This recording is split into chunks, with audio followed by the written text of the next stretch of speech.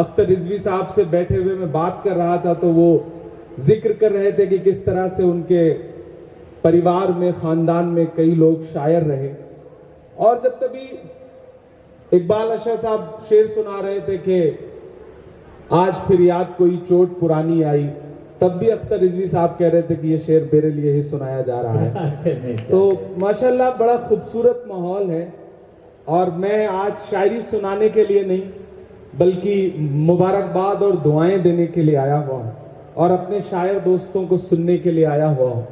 सबसे पहले तो अख्तर रिजवी साहब और रुबीना जी को इस बात की मुबारकबाद देता हूँ कि आपने सोशल वर्क करके एजुकेशन के लिए जिस तरह से गरीब आवाम और इस मुल्क के ज़रूरतमंद लोगों के लिए अपने दरवाजे खोले और अपना वक्त लगाया उस फील्ड में, उसके लिए आप मुबारकबाद के मुस्तहिक हैं। वरना बहुत सारे लोग पैसा बहुत बना लेते हैं, दौलत बहुत कमा लेते हैं, लेकिन पैसा आने के बाद, दौलत आने के बाद अपनी मिट्टी और अपनी पहचान से दूर चले जाते हैं। सब खुमार जाता है, वक्त नशा उतार जाता है, जान जाती है सच अगर बोलूं, जान जाती है सच अगर बोलूं, चुप रहूं तो वकार जाता है, चुप रहूं तो वकार जाता है, जीत का सब खुमार जाता है, वक्त नशा उतार जाता है।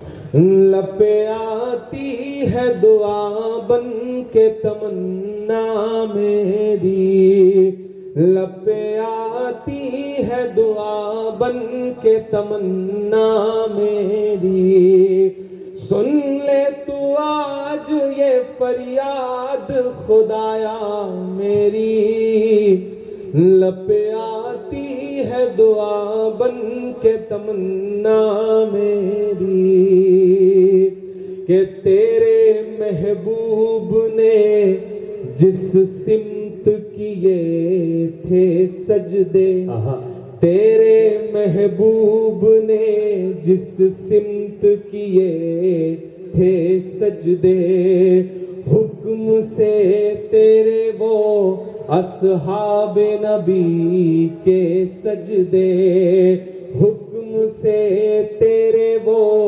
असहाब नबी के सजदे, सैकड़ों गम लिए सीने में है गमगीन खड़ा, सैकड़ों गम लिए सीने में है गमगीन खड़ा, अब फकत तेरे भरोसे है फलस्तीन खड़ा, अब फकत तेरे भरोसे है फलस्तीन खड़ा, काश दुनिया ये समझ पाती है झगड़ा क्या है, काश दुनिया ये समझ पाती है झगड़ा क्या है, आपके घर पे किसी गैर का कब्जा क्या है,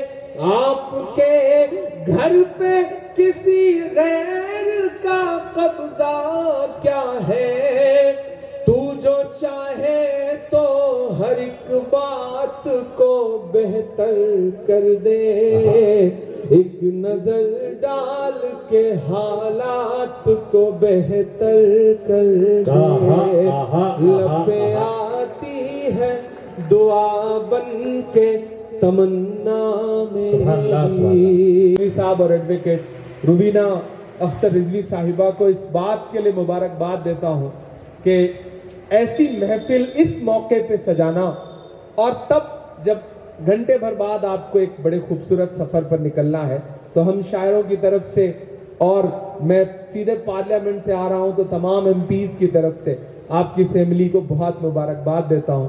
इंशाल्लाह ये परिवार खुश रहे, फलता फूलता रहे और इसी तरह समाज सेवा और तालीम के फील्ड में बहुत अच्छा काम करता रहे। इन्हीं दुआओं के साथ आपसे विदा लूंगा।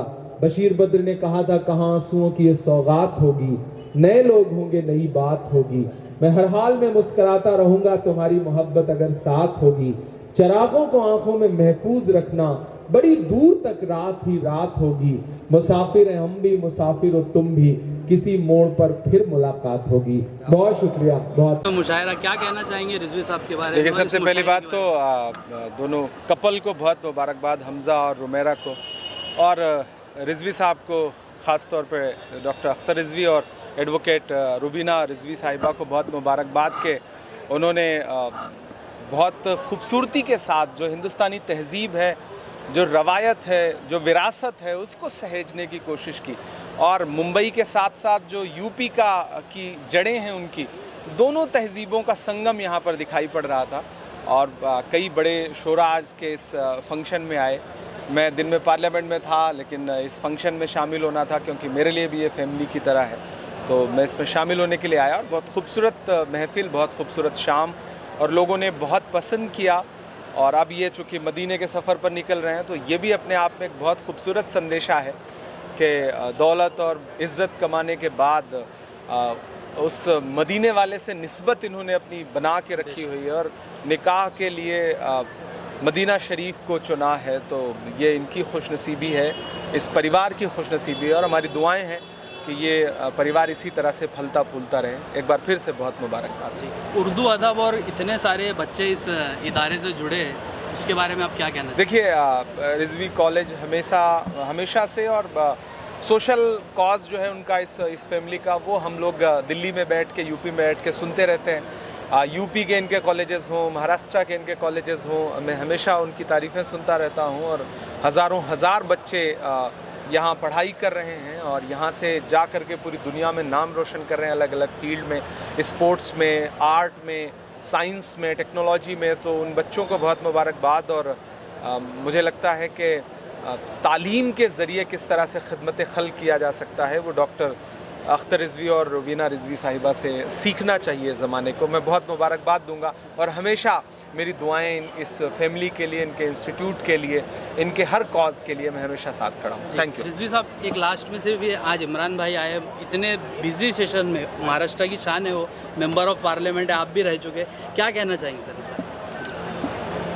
हम सब के लिए जो यहाँ पर मौजूद हैं, उनके लिए बहुत इज़्ज़त का और ऑनर का बायस है कि इमरान भाई अपनी इतनी मसरूफियत के बावजूद दिल्ली से ख़ास तौर से यहाँ तशरीफ़ लाए। और उनको अभी चंद घंटों में फिर जाना है दिल्ली, इसलिए कि पार्लियामेंट का सेशन चल रहा है। तो हम उनके बहुत शुक्रगुज़ार हैं। और मैं एक बात ये भी कहूँगा कि उनके यहाँ आने से जो जोश और जज्बा पैदा हुआ लोगों में शेर और अशार सुनने का, वो बहुत बड़ी बात है। वो एक असर अपने पीछे छोड़ जा रहे हैं। जी, आप क्या कहना चाहिए? शेर और शायरी, इसमें जो अल्फाज इस्तेमाल किए जाते हैं ना, वो बहुत पसंदीदा होते हैं। एक अल्फाज में हम पूरा पैराग्राफ कवर हो जाता है। ये काफ़ी हद तक हम भूल गए।